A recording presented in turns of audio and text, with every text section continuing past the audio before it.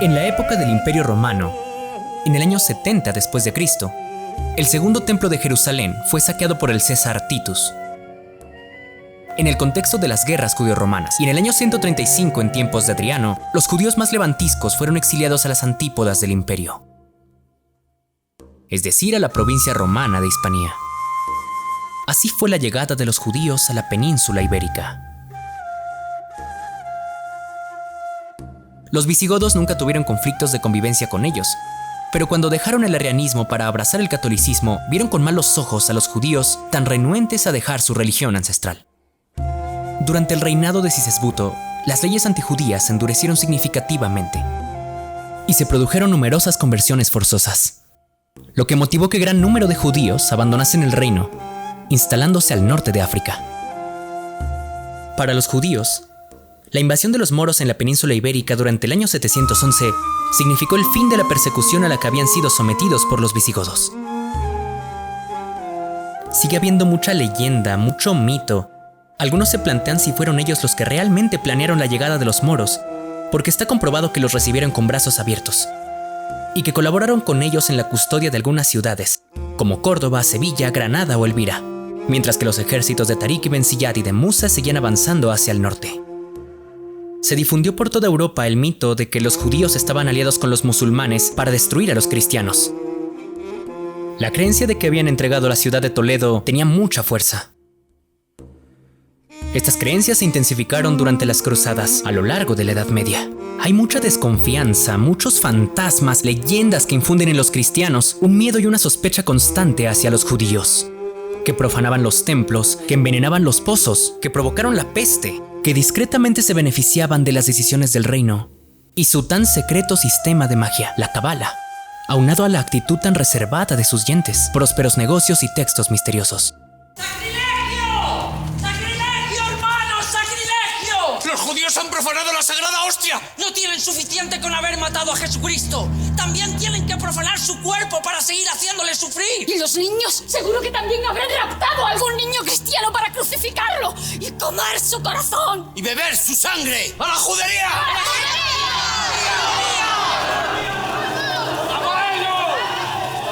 Les culpaban por todo. ¿Sería cierta alguna de esas tantas conspiraciones? Los teóricos de los antiguos astronautas dicen que sí. En los dominios árabes de Al-Ándalus, los moros, siguiendo las enseñanzas del Corán, consideraron que los cristianos y los judíos, en tanto que eran personas del libro, no habían de ser convertidos a la fuerza al Islam y eran merecedores de un trato especial. La dimia. Los dimí, que en árabe significa los protegidos, tenían garantizada la vida, la propiedad de sus bienes y la libertad de culto, así como un alto grado de autonomía jurídica, que les permitía, por ejemplo, acudir a sus propios tribunales para dirimir de los asuntos de sus respectivas comunidades. Pero estaban sujetos a impuestos adicionales, debían aceptar una posición social inferior y someterse a distintas discriminaciones, teniendo negado el acceso a la mayor parte de los cargos públicos. No podían en concreto acceder a funciones militares ni políticas que tuvieran jurisdicción sobre musulmanes. El valor en tribunales musulmanes del testimonio de los dimís era inferior, al igual que la indemnización en casos de venganzas de sangre. Las acusaciones de blasfemia contra los dimís eran habituales y el castigo era la muerte. Como no podían testificar en un tribunal para defenderse, debían convertirse para salvar su vida. Leyes similares eran las aplicadas en los reinos cristianos. Todos los judíos eran propiedad del rey y sus protegidos. Vivían en las juderías, construidas dentro de las ciudades y amuralladas. Se cerraban durante la noche no para evitar que los judíos salieran, sino para evitar que entraran personas dispuestas a robar a quienes fama tienen por prósperos comerciantes. Además, ante descontentos de la población contra el rey, la forma de manifestarse contra él no era hacerle frente directamente, algo que era francamente un suicidio. Lo que se hacía era atentar contra sus propiedades.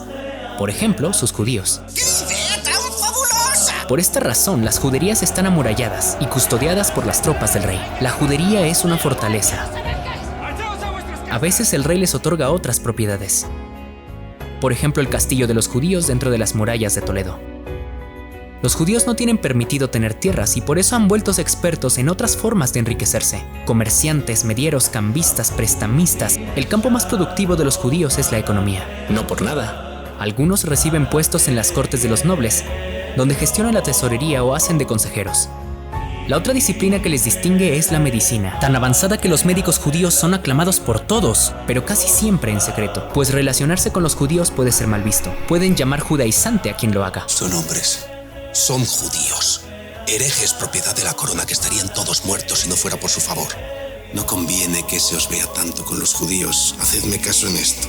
Destaca esa ocasión en la que el rey Juan II de Aragón, a punto de perder la vista por las cataratas, pidió ayuda a un médico judío, quien, en plena Edad Media, le operó los ojos y le devolvió la visión al rey.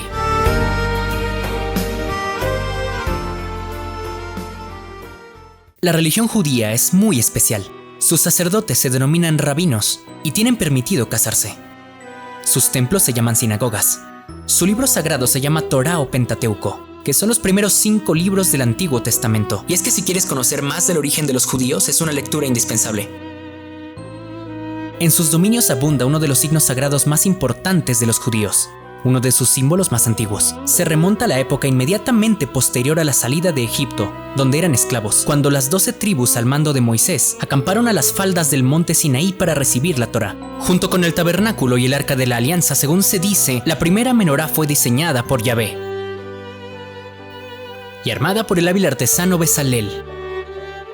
Desde el ocaso del viernes al anochecer del sábado, los judíos celebran el Shabbat, su día sagrado, dedicado al descanso, la oración, la lectura del Torá, visitar la sinagoga y estar en familia. Porque si hay algo más valioso que cualquier joya es la familia. El Shabbat se inicia con la oración del Kiddush y se finaliza recitando la Havdalah. El Kiddush se recita al bendecirse el vino.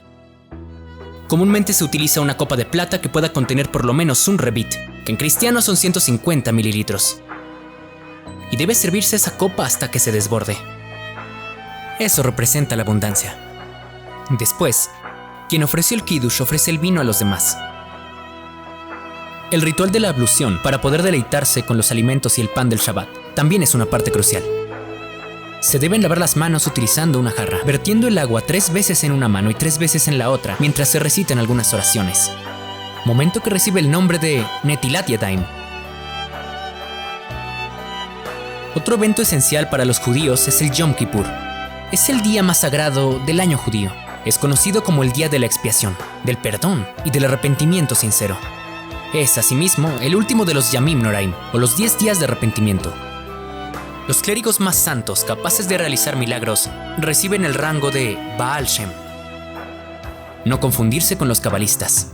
Ellos estudian la Kabbalah. Se dice que los secretos de la Kabbalah son protegidos por la sociedad secreta Berit Haminiam, o el Círculo de los 10, formada por un grupo de 10 cabalistas, con el objetivo de que los secretos de la Kabbalah no fuesen revelados a cualquiera. Esta compleja ciencia y filosofía tiene varios fundamentos. Entre ellos, que todo el mundo procede de una serie de emanaciones sagradas, organizadas en lo denominado como el árbol de la vida. Cada una con un nombre y una serie de atributos, como palabras sagradas. Y es que otro de los fundamentos es el poder de las palabras. Todo el mundo físico tiene un nombre o puede asignársele uno, y conociendo el nombre verdadero de las cosas, es posible controlarlas. El don de la palabra es uno de los tantos obsequios del Creador a la humanidad. El año de 1492 fue uno de los más trágicos para la comunidad judía. Fue el año en el que fueron expulsados de Sefarad. Sefarad era el nombre con el que conocían la península ibérica. Era el nombre con el que conocían la tierra que durante siglos les había cobijado. Había sido su hogar. No es que fuera la primera vez que los judíos serían expulsados de una tierra que habían habitado durante siglos. Los judíos han sido una verdadera etnia errante desde el principio de su historia. Lo trágico es que la península ibérica había sido uno de los asentamientos más grandes del pueblo judío, donde tuvo lugar una auténtica era dorada de las artes, ciencias, filosofía y economía. Eso era Sefarad. A partir de entonces, Sefarad era el concepto nostálgico de una tierra a la que no volverían. Un Edén que podría ser solo visitado en el imaginario colectivo. Una tierra en la que habían desempeñado tantos cargos, tantas profesiones, donde habían sufrido tanto y cubiertos de tanto de sabiduría. Por orden real, los judíos fueron expulsados de Castilla y Aragón. Sin tener a dónde ir, nuevamente Europa fue escenario de un enorme éxodo. Algunos se fueron a Portugal, pero también serían expulsados de ahí años más tarde. Otros cruzaron el océano y llegaron al continente de las arenas. Otros llegaron al amenazante Imperio Otomano, donde fueron recibidos cálidamente. Sefarad ahora vivía solo en los recuerdos, en la nostalgia y en el legado cultural que dejaron en toda Europa. Se dice que los descendientes de las familias judías, como parte de su herencia, heredaron también una reliquia muy importante, la llave de la casa que habitaban cuando vivían en Sefarad.